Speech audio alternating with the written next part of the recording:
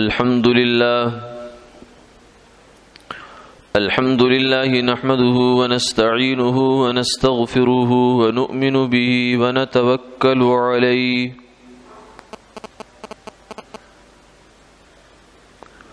ونعوذ بالله من شرور أنفسنا ومن سيئات أعمالنا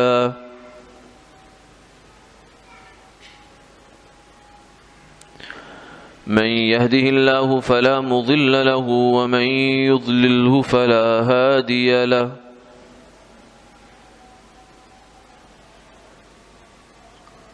ونشهد أن لا إله إلا الله وحده لا شريك له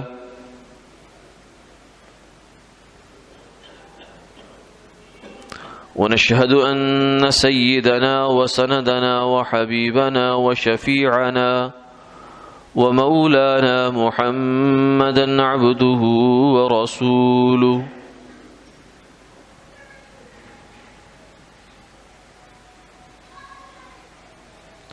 أما بعد فقد قال الله تبارك وتعالى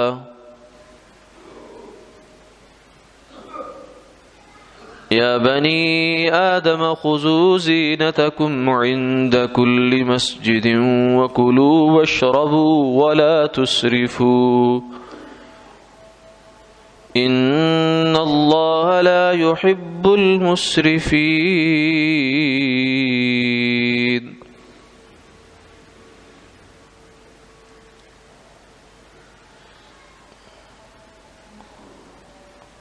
صدق الله العظيم ونحن على ذلك لمن الشاهدين والشاكرين والحمد لله رب العالمين.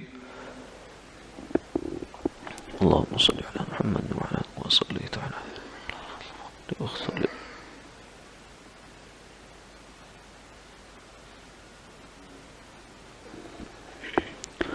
محترم و مکرم حاضرین و سامعین،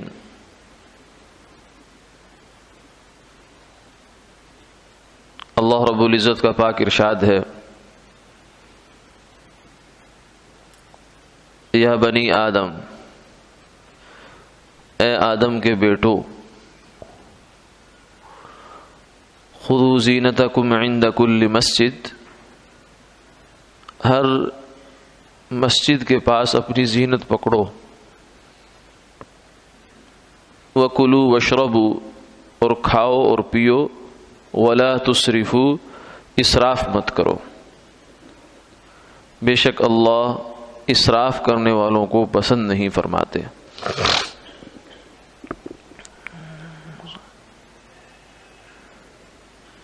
اس آیت مبارکہ میں انسانوں سے، پھر خاص طور سے مسلمانوں سے چند مطالبے کیے گئے ہیں۔ پہلا مطالبہ تو یہ ہے کہ جب تم اللہ کی عبادت کے لیے آؤ، چاہے وہ نماز کا وقت ہو یا جمعے کا وقت ہو یا عیدین کا وقت ہو، جو اللہ کے حضور حاضری کے تمہارے اوقات ہیں، تو اس میں کوشش کرو کہ اپنی حیثیت کے مطابق شایان شان، مناسب حال لباس اور اپنی وضاقتہ بنا کر آؤ۔ اسی کو علماء نے یوں بیان فرمایا کہ نماز کے لیے انسان کو وہ لباس پہننا چاہیے جو وہ پہن کر کسی بھی مہذب اور شائستہ جگہ پر مجمع میں جا سکتا ہے۔ جیسے پچھلے زمانوں میں پنچایت ہوتی تھی یا جرگہ ہوتا تھا، یعنی جہاں لوگ جمع ہوتے تھے، باعزت لوگ جمع ہوتے تھے، تو وہاں آدمی جس طرح کا لباس پہن کر جانا مناسب سمجھتا ہے، پسند کرتا ہے، اس طرح کا مناسب لباس پہن کر اللہ کے حضور پیش ہو۔ یہ نہیں کہ گندے کپڑے میلے اسی طریقے سے جیسے پہنے ہوئے ویسے ہی پہن کر ادھر آ جائے، لیکن یہ سب استطاعت کے مطابق ہے۔ جتنی اگر استطاعت ہے، یعنی اگر کسی کے پاس پیوند لگے کپڑے ہیں لیکن صاف ستھرے ہیں تو بالکل ٹھیک ہے، اس میں کوئی حرج کی بات نہیں ہے۔ اگر اس کے پاس اتنا ہی ہے تو کوئی اس سے اللہ تعالیٰ کی طرف سے یہ مطالبہ نہیں کہ تو نئے کپڑے کیوں نہیں پہن کر آیا۔ اس لیے جہاں بھی جمعے کے لیے، عیدین کے لیے فقہا نے یہ فرمایا کہ لباس عمدہ ہونا چاہیے، اچھا ہونا چاہیے، تو وہاں یہ نہیں فرمایا کہ نیا ہونا چاہیے، بلکہ لکھا ہے کہ احسن ثیابہ، جو اس کے پاس موجود اس کے لباس ہیں ان میں سے اچھا ہو۔ بس اس اچھے کا کوئی معیار نہیں ہے کہ وہ 5,000 کا جوڑا ہو یا 6,000 کا ہو یا جوتا اتنا ہو، فلاں چیز اتنی ہو، یہ نہیں ہے، بلکہ اپنی حیثیت کے مطابق وہ کوشش کرے کہ اچھی چیز پہن کر اللہ کے حضور حاضر ہو۔ اور دوسری چیز جو مطالبہ ہے وہ ہے وَكُلُوا وَاشْرَبُوا وَلَا تُسْرِفُوا، کھاؤ پیو حلال، کلوا مما فی الارض حلالا طیبا ولا تتبعوا خطوات الشیطان، اے ایمان والو تم کیا کرو، کھاؤ جتنی بھی چیزیں اللہ نے پاکیزہ، حلال اور پاکیزہ چیزیں تمہارے لیے اس دنیا میں زمین میں پیدا کی ہیں، وہ سب تمہارے لیے ہیں، تم ان کو کھا سکتے ہو، کھاؤ، اور پینے کی چیزیں پیو، کیونکہ یہ دو ضرورتیں اللہ نے تمہارے ساتھ لگا رکھی ہیں۔ لیکن ان چیزوں میں خیال رکھو ایک بات کا، وہ کیا ہے؟ وَلَا تُسْرِفُوا، اس میں اسراف نہیں ہونا چاہیے۔ کیوں؟ اس لیے کہ اسراف یہ اللہ کو پسند نہیں ہے۔ اسراف جسے ہم فضول خرچی بھی کہہ دیتے ہیں، تبذیر بھی کہتے ہیں اس کو۔ فضول خرچی کا مطلب کیا ہے؟ فضول کا پہلے مطلب سمجھا جائے تو سارا مسئلہ حل ہو جاتا ہے۔ فضول کہتے ہیں با مقصد کے مقابلے میں، یعنی وہ چیز کہ جو با مقصد ہوتی ہے، جس کا کوئی کام ہوتا ہے وہ با مقصد ہے، اور جس چیز کا کوئی مقصد نہیں وہ فضول ہوتی ہے۔ ایک آدمی بیٹھا ہے اور کوئی مقصد نہیں ہے، باتیں کیے چلے جا رہا ہے، بس بھئی کیوں بولے جا رہا ہے آپ کسی کو کوئی بات سمجھانا چاہ رہے ہیں یا کیا کرنا چاہ رہے ہیں؟ کہ تو کچھ نہیں، بس ایسے وقت گزاری کر رہا ہوں، تو اسے کہتے ہیں لا یعنی من حسن اسلام المرء ترکہ ما لا یعنی۔ سرکار دو عالم صلی اللہ علیہ وسلم نے فرمایا کہ آدمی کے اسلام کی خوبی یہ ہے، یعنی اچھا مسلمان وہ ہے، اسلام کی خوبی مطلب اسلام تو خوب ہی خوب ہے، لیکن جو اس کا اسلام ہے، یعنی اس کی مسلمانی کا جو معیار ہے، تو اچھا معیار اور اچھے معیار کا مسلمان کون ہے؟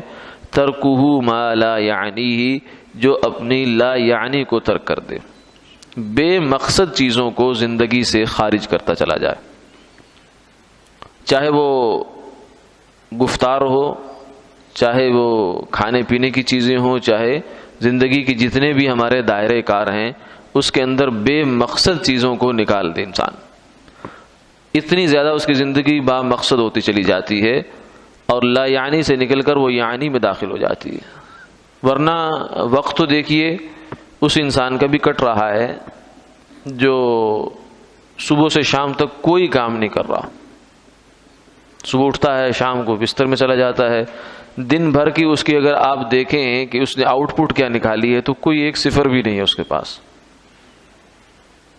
اس کی آپ بڑی آسان، بہت واضح مثال جو ہے وہ آپ اپنے گھروں میں جو چھوٹے بچے ہوتے ہیں جو اسکول جانے والی ابھی عمر میں نہیں ہوتے، ان کو آپ دیکھ لیجئے، جب سے وہ بستر سے نکلتے ہیں شام تک مصروف رہتے، فارغ نہیں بیٹھے رہیں گے۔ 5 منٹ بھی آپ ان کو دیکھیں کہ آپ وہ ہاتھ پر ہاتھ دھر کے بیٹھے، ایسا نہیں ہوگا۔ ہر وقت مصروفیت میں چل رہے ہیں، کوئی کام کر رہے ہیں، کوئی ادھر جا رہے ہیں، کوئی ادھر جا رہے ہیں، لیکن شام کو جب آپ ان کی آؤٹ پٹ دیکھیں کہ اس بچے نے اتنا چلا ہے، اتنا بیٹھا، اتنے ہاتھ ہلایا اس نے، تو کیا کام کیا اس نے سارا دن؟ کچھ بھی نہیں، کچھ بھی نہیں۔ حالانکہ 24 گھنٹے 12 گھنٹے 18 گھنٹے تو اس کے بھی گزر گئے۔ اور ایسا انسان کہ جو ان 24 گھنٹوں میں پتہ نہیں کہاں سے کہاں پہنچ جاتا ہے، وہ بھی انہی 24 گھنٹوں میں رہتا ہے جو ایک ایک منٹ کو، ایک ایک لمحے کو اپنی زندگی کی قیمتی سمجھتا ہے۔ جن لوگوں نے اس وقت کی قدر جانی ہے وہ ایسے ہوتے تھے کہ ایک صاحب کہتے ہیں میں نے ایک اللہ والے کے پاس گیا، وہاں جا کر میں نے ان سے دیکھا کہ وہ جب کھانے کا وقت ہوا ہے تو بجائے روٹی کھانے کے ستو رکھے ہوئے تھے انہوں نے، اور اس کو انہوں نے پھانکنا شروع کر دیا اور اس سے گزارا کر رہے ہیں اپنا۔ میں نے کہا کہ آپ کھانا کیوں نہیں کھاتے، روٹی کیوں نہیں کھاتے، دانتوں میں کوئی مسئلہ ہے، پیٹ میں کوئی مسئلہ ہے، کچھ مسئلہ ایسا ہے؟ انہوں نے کہا نہیں ایسا بات نہیں ہے، مجھے کھا سکتا ہوں، روٹی بھی کھا سکتا ہوں، لیکن میں نے اندازہ لگایا کہ ستو پھانکنے میں اور روٹی کے چبانے میں جو فرق نکلتا ہے اس میں 70 دفعہ سبحان اللہ کہہ سکتا ہوں میں۔ تو اتنا جو وقت ہے وہ میں روٹی کے چبانے میں لگا رہا ہوں، اس کی بجائے میں اس وقت کو اللہ اللہ کرنے میں کیوں نہ لگا لوں؟ تو یہ تو وہ لوگ ہیں جنہوں نے وقت کی قدر جانی۔ اب ہماری صورتحال کیا ہوتی ہے کہ ہم وقت کا اسراف کیسے کرتے ہیں؟ یہ اسراف کی بات چل رہی ہے، آج کا موضوع اسراف ہے۔ تو جہاں ہم چیزوں کا اسراف کرتے ہیں وہاں ہم اپنی صلاحیتوں کا اسراف بھی کرتے ہیں، ضائع بھی کرتے ہیں، اوقات کا اسراف بھی کرتے ہیں۔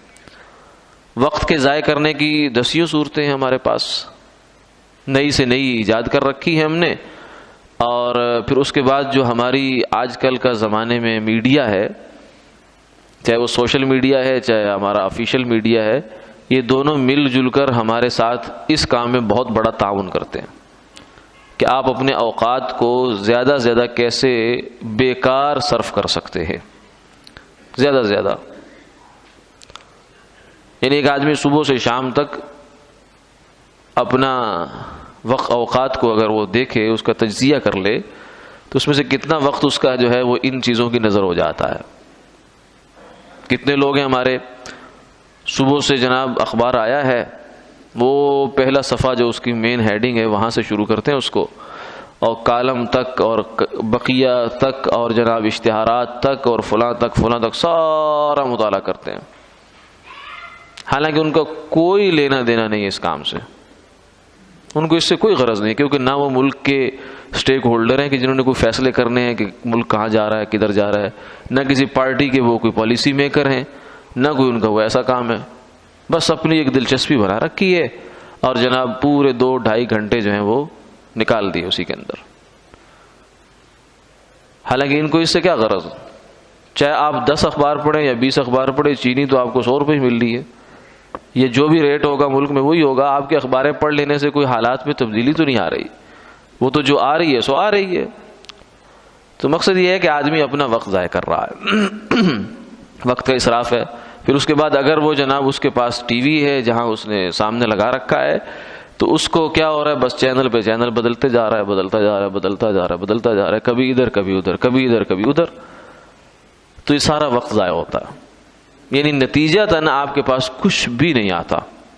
اگر ہم یہ سمجھیں کہ زیرو رہتے ہیں آپ تو پھر تو کچھ نہیں آیا، لیکن اگر ہم یہ سمجھیں کہ اس اخبار نے، ان خبروں نے آپ کے اوپر، آپ کے اعصاب پر، آپ کے دماغ پر کتنا برا اثر ڈالا ہے، تو ایک علیحدہ مسئلہ ہے، وہ نقصان کی بات ہے۔ جتنے کرائم کی خبریں آتی ہیں، جرائم کی چیزیں آتی ہیں، اس سے بری بات ہے کہ یہ جرائم معاشرے میں نہیں ہونے چاہیے، لیکن سوال یہ ہے کہ آپ نے اس خبر کو جو اتنی دفعہ پلٹ کے دیکھا ہے، سنا ہے، آپ کا اس میں کیا کام تھا؟ آپ نے کون سی اصلاح کا کردار سر انجام دیا تھا؟ اس کے اندر دینا ہے کوئی آگے جا کے آپ نے۔ تو اس لیے ہر معلومات یہ اچھی نہیں ہوتی، ہر انفارمیشن اچھی نہیں ہوتی، اس لیے سرکار دو عالم صلی اللہ علیہ وسلم نے ہمیں 2 دعائیں سکھائی ہیں۔ اللہ نے آپ سے یہ فرمایا رب زدنی علما، اے میرے محبوب یہ دعا کیجئے رب زدنی علما، کہ اے اللہ میرے علم میں اضافہ فرما۔ یہ دعا آپ صلی اللہ علیہ وسلم کو اللہ نے بتائی ہے، قرآن پاک میں ہے، اور ہمیں بھی مانگنی چاہیے۔ اچھا، دوسری جانب سرکار دو عالم صلی اللہ علیہ وسلم نے جو دعائیں مانگی ہیں وہ 2 دعائیں ہیں۔ ایک دعا میں فرمایا اللہم انی اسألک علما نافعا، اے اللہ میں آپ سے نفع مند علم مانگتا ہوں، نفع بخش، جو مجھے فائدہ دے، میری دنیا میں کوئی فائدہ دے مجھے، یا میری آخرت میں مجھے فائدہ دے۔ فائدہ تو وہ چیز دیتی ہے۔ اور دوسری جانب فرمایا اللہم انی اعوذ بک من علم لا ينفع، اے اللہ اس علم سے میں پناہ مانگتا ہوں، جیسے شیطان سے پناہ مانگی جا رہی ہے، ایسے اس انفارمیشن سے، اس نالج سے، اس علم سے پناہ مانگی جا رہی ہے جس میں میرا فائدہ نہیں ہے بلکہ نقصان ہے۔ تو اس لیے اس زمانے میں لوگوں نے اپنے جو ہے کمائیوں کے ذریعوں کے لیے لوگوں کو ایک الو بنا رکھا ہے، بیوقوف بنا رکھا ہے کہ آپ جناب جب تک آپ کے پاس انفارمیشن نہیں ہے آپ تو بہت بالکل بیکار قسم کے انسان ہیں. اور انفارمیشن کیا کون سی نہیں ہے؟ بس سارا دن جو ہم آپ کو الٹی سیدھی باتیں دکھاتے رہتے ہیں، بتاتے رہتے ہیں، یہ انفارمیشن نہیں ہے آپ کے پاس، تو آپ تو بالکل ہی بیکار آدمی ہیں. ہمارے ایک بزرگ تھے حضرت اقدس سید نفیس الحسینی شاہ صاحب نور اللہ تعالی مرقدہ. حضرت کے خدمت میں ایک صاحب حاضر ہوئے تو حضرت کسی بات کا کوئی تذکرہ فرما رہے تھے، جیسے کوئی حالات کی بات ہوتی ہے. تو وہ بڑی حیرت سے پوچھنے لگے حضرت آپ بھی اخبار پڑھتے ہیں؟ تو فرمایا کہ ہم اخبار پڑھتے تو نہیں لیکن بے خبر نہیں رہتے. تو اس لیے یہ کوئی خبریں کوئی ایک ہی ذریعہ نہیں ہوتا، انسان تک بات تو پہنچ ہی جاتی ہے جیسے بھی پہنچتی ہے، لیکن سوال یہ ہے کہ اس بات کی کو حاصل کرنے کے لیے ہم کتنا وقت ضائع کر رہے ہیں. اصل سوال کی بات یہ ہے. جن لوگوں کو قدر ہو جاتی ہے، جن کو احساس ہو جاتا ہے، اللہ تعالیٰ ان کو پھر راہ بھی سجھا دیتے ہیں. ہمارے حضرت ہیں، ان کے پاس ایک یہ قصور ہمارا ابھی مطلب قریب ہی ہے، تو وہاں سے ایک صاحب تشریف لاتے ہیں. کہنے لگے کہ پہلے کیا ہوتا تھا، میں عشاء کی نماز پڑھتا تھا تو عشاء کی نماز پڑھنے کے بعد کئی گھنٹے ٹی وی کے سامنے بیٹھا ہوں، بس دیکھے جا رہا ہوں بس، اور کوئی کام ہی چونکہ نہیں ہے، کوئی مصرف صحیح مصرف موجود نہیں ہے، اس لیے بس اسی مصرف میں اپنا اوقات خرچ کر رہے جا رہا ہوں میں. تو کہنے لگے پھر توجہ دلائی، اللہ تعالیٰ نے کرم فرمایا، کچھ احساس بیدار ہو گیا کہ یہ تو بڑا غلط کام کر رہا ہوں، میں تو اپنے اوقات ضائع کر رہا ہوں، کیا حاصل ہے مجھے اس کا؟ اگر گناہ نہیں بھی ہے، اول تو گناہ کی بہت ساری چیزیں ہوتی ہیں اس کے اندر، نامحرم کی تصاویر ہے، میوزک ہے اور اس طرح کی چیزیں ہیں، بے حیائی کی باتیں ہیں، وہ نہ بھی ہو، بالکل صاف چیزیں بھی ہو، تو سوال تو یہ ہے کہ آپ نے 4 گھنٹے 5 گھنٹے جو وقت ضائع کیا عشاء سے لے کر رات بستر میں جانے تک، اور رات کے بستر میں جانے تک آپ کیا چیز دیکھ کے جا رہے ہیں؟ سوال تو یہ ہے. سرکار دو عالم صلی اللہ علیہ وسلم تو عشاء کی نماز پڑھ کے فوراً سونے کی ترتیب ہوتی تھی. نہا رسول اللہ صلی اللہ علیہ وسلم عن السمر بعد العشاء، آپ نے عشاء کی نماز کے بعد گپ شپ لگانے سے منع فرمایا. یعنی ضرورت کی کوئی کام ہے، بات ہے، کوئی سفر ہے، مسافر نے آنا جانا ہے یا کوئی ایسا مسئلہ، وہ تو الگ بات ہے، ورنہ عشاء کے بعد فرمایا سو جاؤ جلدی سے. کیونکہ جو بندہ عشاء کے بعد جلدی سوئے گا وہ فجر میں جلدی اٹھے گا، آرام سے اٹھے گا، تہجد وہ پڑھ سکتا ہے آرام سے.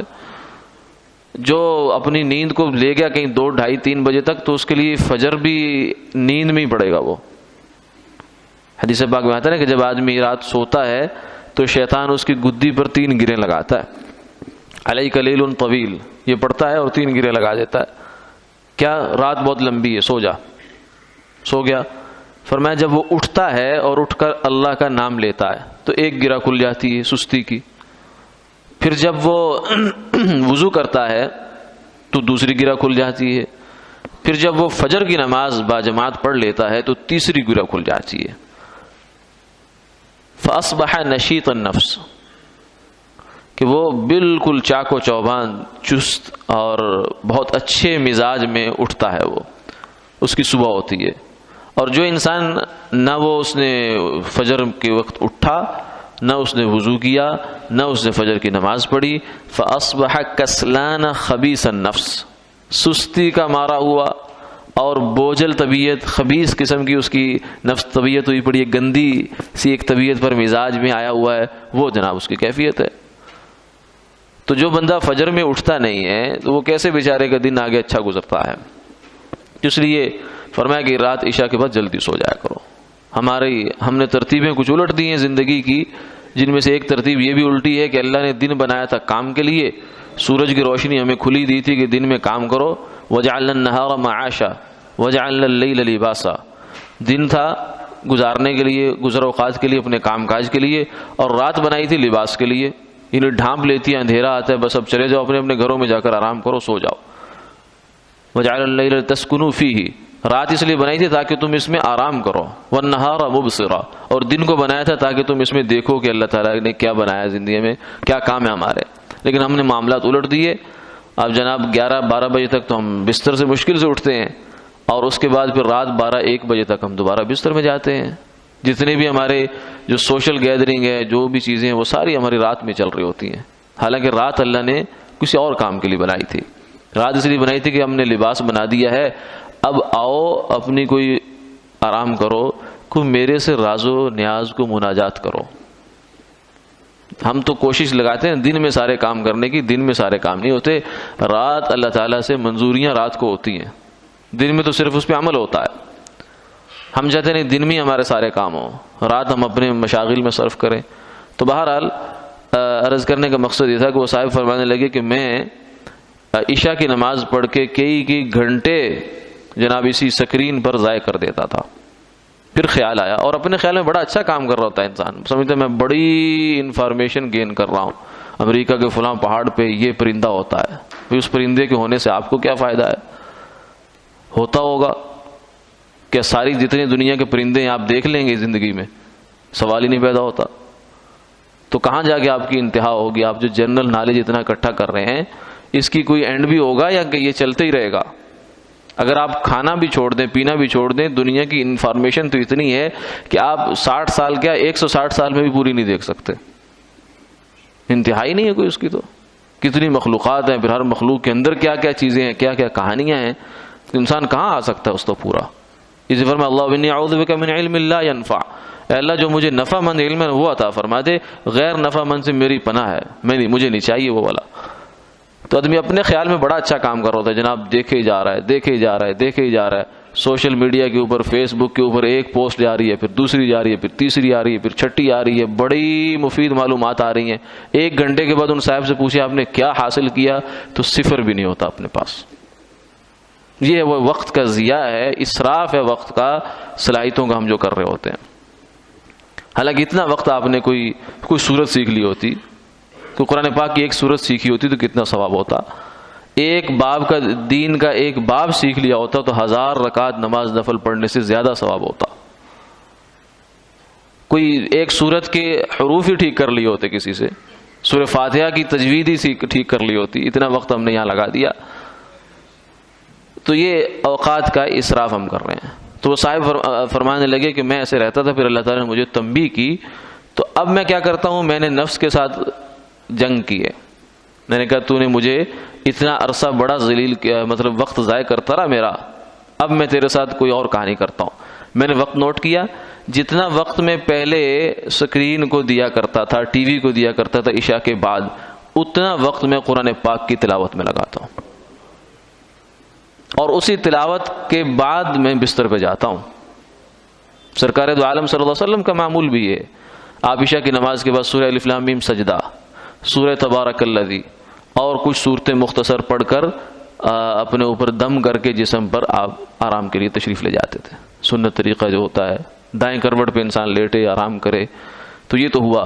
اور ہمارا سونے کا کیا انداز ہے، سٹائل کیا ہوگا، ریموٹ کنٹرول ہاتھ میں ہے اور منہ کھلا ہوا ہے اور وہیں پہ جناب لیٹ گئے۔ کیا دیکھ رہے تھے، کیا چل رہا تھا، فرشتوں نے کیا نوٹ کیا، یہ انسان کیا دیکھتے ہوئے سویا ہے، نوٹ تو ہوتا ہے سب کچھ۔ اگر خدا نخواستہ موت آ گئی آج ہی کی رات میں، تو کیا لے کر ہم مرے اور کیا دیکھتے دیکھتے ہم دنیا سے گئے؟ سوال یہ ہے۔ تو اس لیے پہلی چیز تو یہ ہے کہ ہمارے ہاں جو ہم اوقات اپنے ہیں ان کے اندر اسراف سے بچیں، ان کو با مقصد چیزوں میں لگائیں، اپنی زندگی کی ترتیبیں بدلیں۔ یہ جو ایک بے ہنگم قسم کی ترتیبوں میں ہم اپنے آپ کو چلا رہے ہوتے ہیں، یہ ترتیب صحیح نہیں ہوتی۔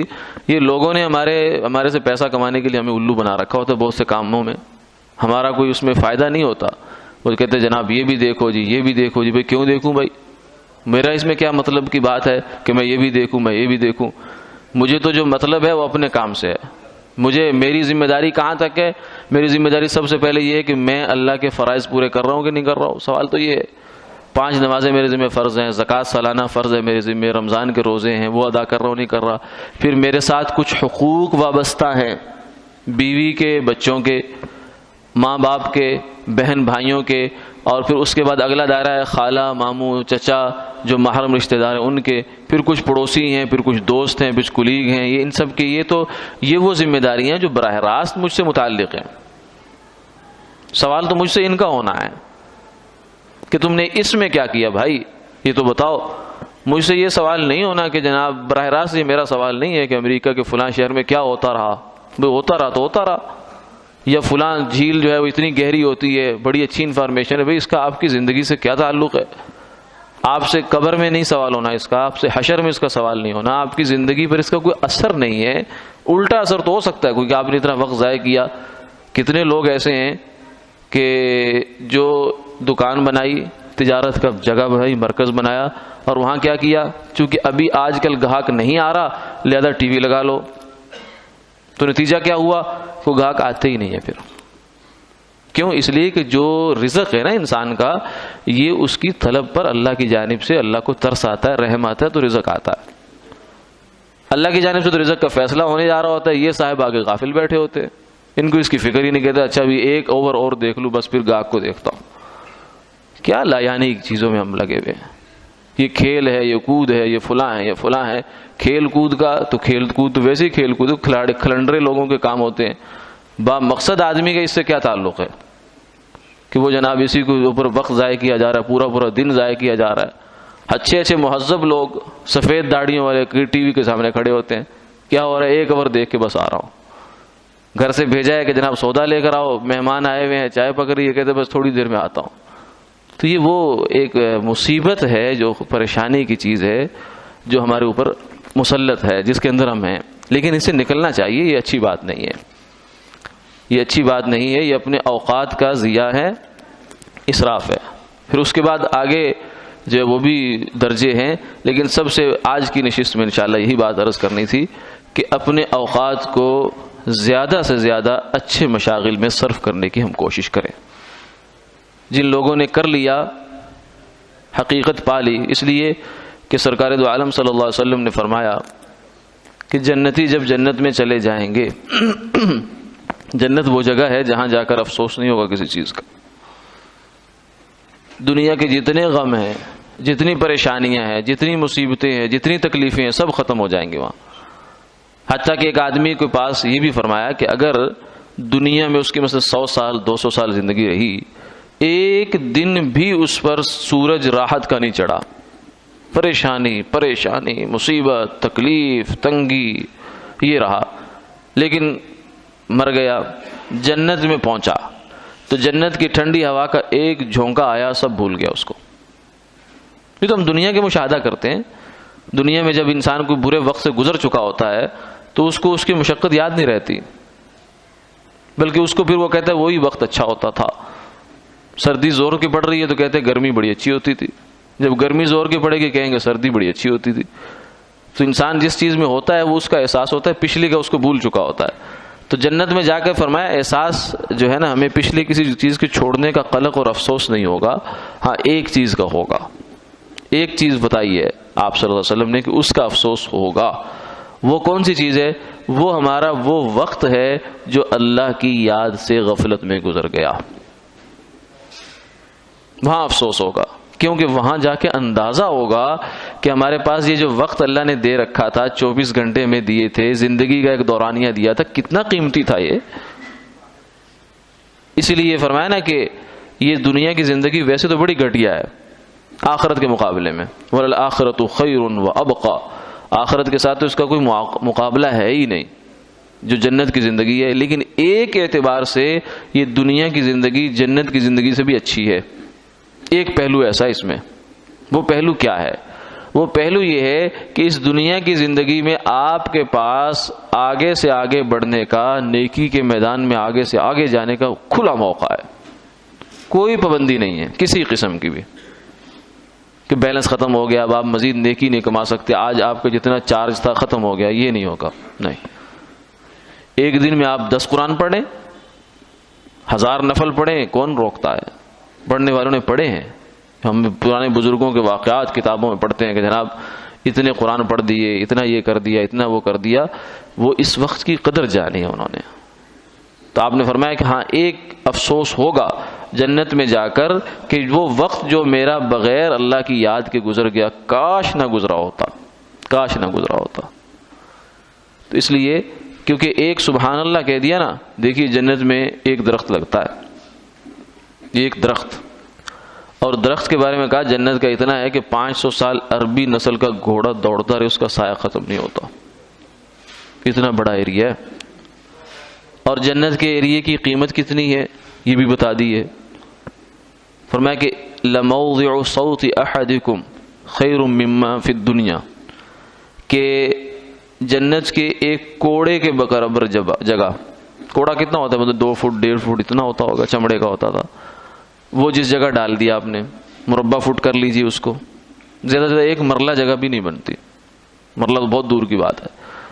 فرمایا کہ اتنی جگہ جو دنیا جنت کی ہے وہ اس دنیا کی ساری سوسائٹیوں سے بڑھ کر ہے۔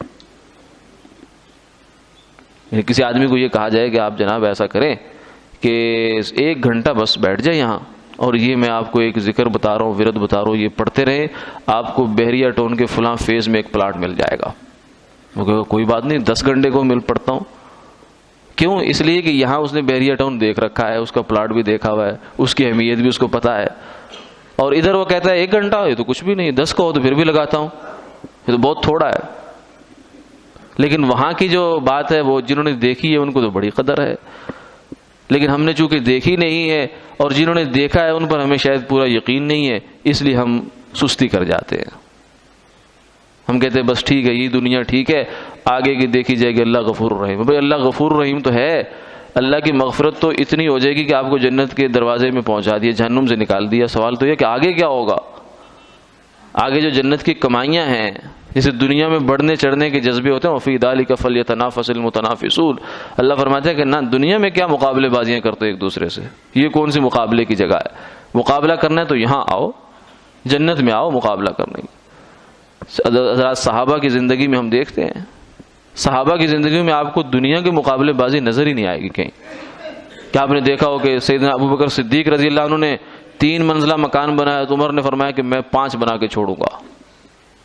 یہ کیا بات ہوئی کہ آپ نے 3 بنا لیے، میں 5 بناؤں گا؟ یا آپ کے پاس اس نسل کا گھوڑا ہے، جب تک میں اس نسل کے 2 گھوڑے نہ لے آؤں میں اس وقت تک عمر نہ ہوا؟ نہیں، ایسا چکر ہی کوئی نہیں۔ ہاں یہ ضرور ہے کہ حضرت عمر فرماتے ہیں کہ میں اس ٹو میں رہتا تھا کہ موقع کوئی ایسا آئے کہ میں ابو بکر سے نیکی میں آگے بڑھ جاؤں۔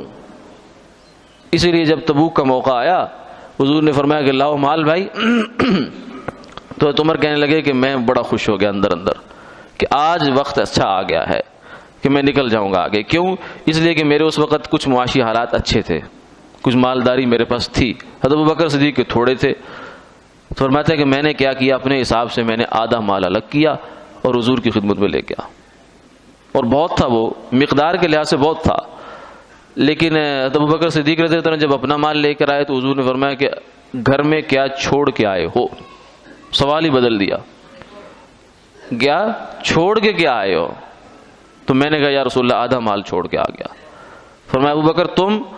فرمایا کہ یا رسول اللہ گھر میں ایک سوئی تھی دیوار کے اندر لگی ہوئی، وہ بھی میں نے ہاتھ لگا کر ٹٹول کر لے آیا ہوں، شاید کسی مجاہد کو کپڑے سینے کے کام آ جائے۔ تو گھر میں اللہ اللہ کے رسول کو چھوڑ کے آ گیا ہوں۔ تو ان کے مقابلے تو اس چیز میں ہوتے تھے۔ آج ہم دیکھیں ان کا نام لیتے ہیں تو ہمارے دلوں میں ٹھنڈک پڑتی ہے، ایک جذبات آتے ہیں، آنکھیں چھلک جاتی ہیں، محبت ہے۔ یہ محبت کیسے کس لیے ہوئی کہ انہوں نے اپنا آپ اللہ کے لیے لگا دیا۔ اس زندگی کی حقیقت کو انہی لوگوں نے سمجھا تھا، ہم نے کیا سمجھا؟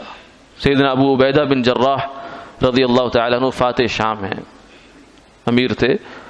تو حضرت عمر رضی اللہ تعالیٰ عنہ اپنے زمانے میں بہت سادہ زندگی رکھی حضرت نے اپنے۔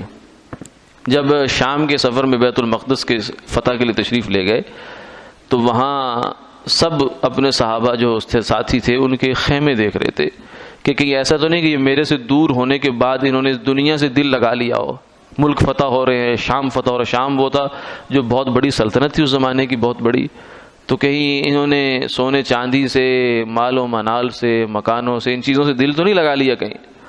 تو مختلف لوگوں کے خیمے دیکھے۔ جب سیدنا ابو عبیدہ بن جراح رضی اللہ تعالیٰ عنہ کے خیمے تک پہنچے تو حضرت عمر کی آنکھوں سے آنسو نکل آیا، آپ دیدہ ہو گئے۔ حالانکہ عمر وہ ہیں کہ جن کو حضرت حفصہ نے کہا کہ امیر المومنین اب تو ملک فتح ہو گئے، آپ نے وہی سادہ طرز زندگی اپنا رکھا ہے، لباس میں بھی، کپڑوں میں بھی، ہر چیز میں وہی طریقہ ہے آپ کا، اب تو بدل لیں، اب تو آپ کو ملکوں کے بڑے بڑے سفیر آپ کے پاس آتے ہیں۔ تو فرمانے لگے کہ مجھے یہ بات نہ کہو، اس لیے کہ 3 مسافر تھے، ایک چلا منزل پہ پہنچ گیا، دوسرا چلا پہنچ گیا، تیسرے کو اب منزل سے نہ بھٹکاؤ۔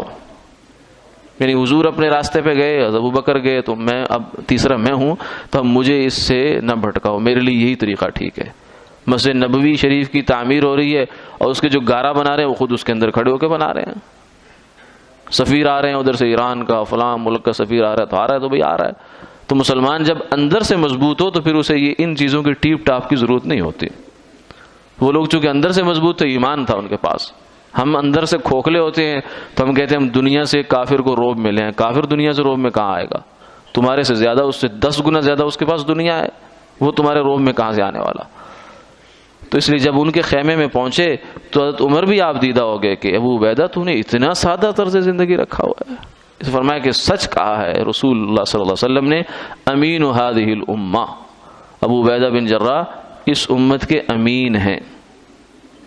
تو یہ تبھی ہو سکتی ہے ساری چیزیں کہ جب ہم اپنی زندگی کے مقصد کو پہچانیں، وقت کی اہمیت کو پہچانیں، اور اس وقت کو ہم کہاں خرچ کر رہے ہیں اور کہاں خرچ کرنا چاہیے اور کہاں خرچ کر کے ہم کیا کچھ کما سکتے ہیں۔